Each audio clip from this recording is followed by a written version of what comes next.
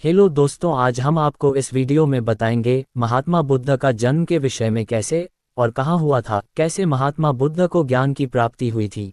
ये देखने के लिए आप हमारी वीडियो में लास्ट तक बने रहे। अगर आप नए हैं तो चैनल को लाइक, शेयर एंड सब्सक्राइब जरूर करें। धन्यवाद।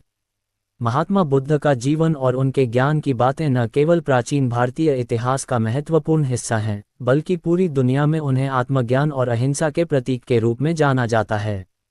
महात्मा बुद्ध ने जीवन के सत्य को जानने और समझने के लिए जो रास्ता अपनाया, उसने पूरी मानवता को एक नई दिशा दी।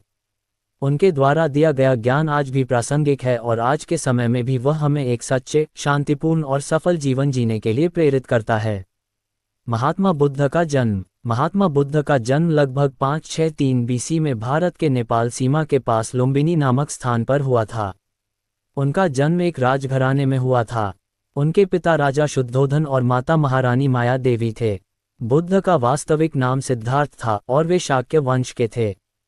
उनका जन्म एक सुंदर बगिया में हुआ था और उनके जन्म के समय आकाश में शुभ संकेत थे।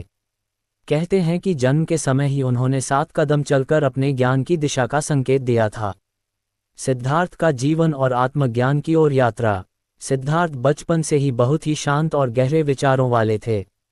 वे बचपन से ही जीवन के मूल प्रश्नों जैसे दुख, मृत्यु और जीवन के उद्देश्य के बारे में सोचते थे। अपने शाही परिवार में रहते हुए उन्होंने एक आरामदायक और विलासी जीवन बिताया, लेकिन एक दिन जब उन्होंने महल से बाहर जाकर दुनिया देखी, तो उन्हें मानव जीवन की कठिनाइयां जैसे बीमारियां, वृद्धावस्था और मृत्यु का सामना करना पड़ा। ये दृश्य सिद्धार्थ के लिए एक बड़े आघात के रूप में था, क्योंकि उन्होंने महसूस किया कि जीवन में सुख के साथ साथ दुख भी अनिवार्य हैं। इसी कारण वे शांति और समाधान की खोज में निकल पड़े। वह एक महान योगी, तपस्वी और ध्यानकर्ता बन गए और अपनी मानसिक शांति और आत्मज्ञान की तलाश में वह कई सालों तक भारत के विभिन्न स्थानों पर भ्रमण करते रहे। उन्होंने भिक्षाटन किया, उपास्य योग किया और कई अन्य साधनाओं का अभ्यास किया, लेकिन वे अंततः इन सब समाधियों से संतुष्ट नहीं हुए। वे समझ गए कि किसी भी बाहरी साधन से सच्चा ज्ञान प्राप्त नहीं किया जा सकता है, बल्कि आत्मा के अंदर ही इसका रहस्य छिपा होता है।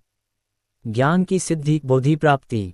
सिद्धार्थ ने अंततः बोधगया के एक बरगद के पेड़ के नीचे ध्यान की गहरी साधना शुरू की। उन्होंने मनीषा, समाधि और ध्यान का अभ्यास करते हुए आत्मा के गहरे सत्य की खोज शुरू की। एक दिन ध्यान की गहरी स्थिति में वे पूरी तरह से सच्चाई को समझने में सफल हुए और उन्हें ज्ञान की सिद्धि प्राप्त हुई। इस अवस्था को बोधि कहा जाता है, जिसका अर्थ है ज्ञान की प्राप्ति। बोधि के पश्चात सिद्धार्थ को बुद्ध का नाम प्राप्त हुआ, जिसका अर्थ है ज्ञान प्राप्त करने वाला या जागृत व्यक्ति। उन्हें इस अवस्था में ये ज्ञान प्राप्त हुआ कि जीवन के प्रत्येक दुख का कारण इच्छाएं, भ्रम और अनिच्छाएं हैं।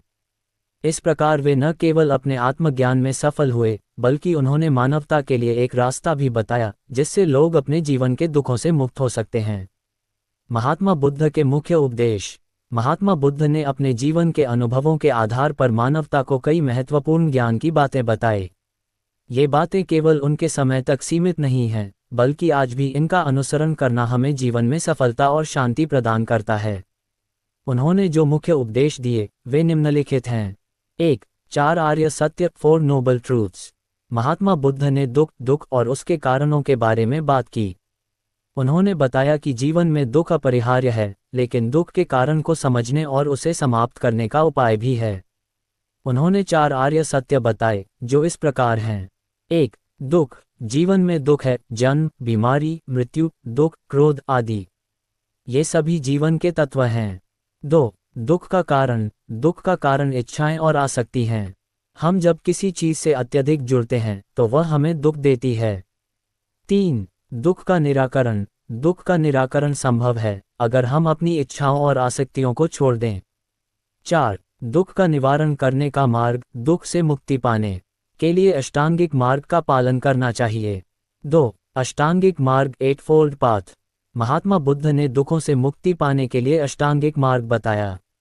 यह 8 कदम होते हैं, जिनका पालन करने से व्यक्ति अपने जीवन को संतुलित और शांतिपूर्ण बना सकता है।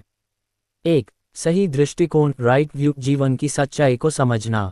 2. सही संकल्प, राइट इंटेंशन, शुभ इरादों के साथ कार्य करना। 3. सही वचन, राइट स्पीच, झूठ बोलने, अपशब्दों से बचना। 4. सही कर्म राइट एक्शन अच्छे कार्यों का पालन करना। 5. सही आजीविका राइट लाइवलीहुड अपनी आजीविका ईमानदारी से कमाना। 6. सही प्रयास राइट एफर्ट अच्छे विचारों और कार्यों की दिशा में प्रयास करना। 7. सही ध्यान राइट माइंडफुलनेस अपने मानसिक अवस्था पर ध्यान केंद्रित करना। 8. सही समाधि राइट कॉन्सेंट्रेशन मानसिक स्थिति को नियंत्रित करना। 3. मध्यम मार्ग मिडल पाथ महात्मा बुद्ध ने जीवन के किसी भी कगार पर न जाने की सलाह दी। उन्होंने कहा कि न तो अत्यधिक सुख संवर्धन की ओर जाना चाहिए, न ही कठोर तपस्या की ओर। वह मध्य मार्ग की बात करते थे जो जीवन को संतुलित, सुखी और शांतिपूर्ण बनाने के लिए आदर्श है। इस मार्ग का पालन करने से व्यक्ति न केवल शारीरिक स्वास्थ्य को प्राप्त करता है, बल्कि मानसिक शांति भी प्राप्त होती है। 4. करुणा और अहिंसा compassion and non violence Mahatma Buddha ने करुणा और अहिंसा का सबसे बड़ा महत्व बताया। उन्होंने कहा कि हर जीव के प्रति करुणा और सहानुभूति रखनी चाहिए। हिंसा से कुछ नहीं प्राप्त होता, बल्कि शांति और प्रेम से ही मानवता में सुधार होता है। यही कारण था कि वह हमेशा अहिंसा के सिद्धांत को फैलाते रहे।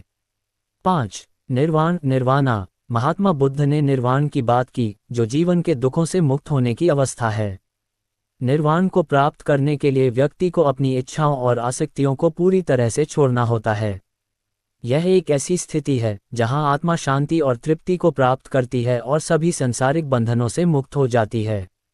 निष्कर्ष महात्मा बुद्ध का ज्ञान केवल उनके समय के लिए नहीं था, बल्कि वह आज भी हमें जीवन के कठिनाइयों से उबरने और शांतिपूर्ण जीवन जीने के लिए मार्गदर्शन करता है। उनका जीवन और उनके उपदेश हमें ये सिखाते हैं कि सुख और दुख जीवन के हिस्से हैं, लेकिन अगर हम अपने भीतर की शांति और संतुलन को बनाए रखें तो हम किसी भी परिस्थिति का सामना कर सकते हैं। उनके द्वारा दिए गए सिद्धांत आज भी उतने ही महत्वपूर्ण हैं जितने कि वे उनके समय में थे।